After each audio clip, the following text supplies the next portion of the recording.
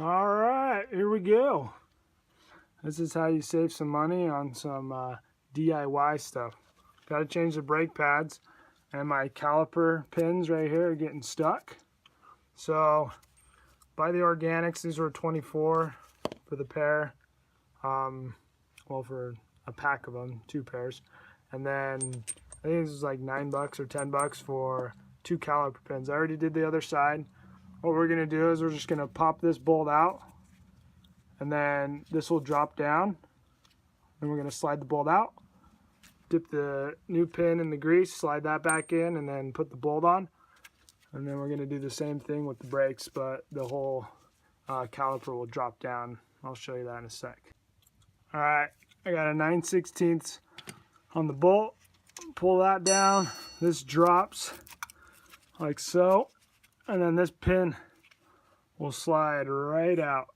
And then we're going to grease up the new one and put it back in. Okay, here's our new pin. It's going to slide right back in there. There we go. Give it a nice little push. And then we're just going to put that back in place.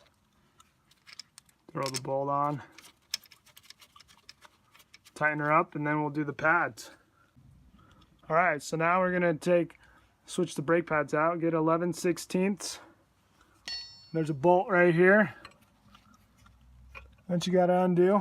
Pop that out, and then instead of taking the brake line off, I just go back here and I pop this bolt out too, right there.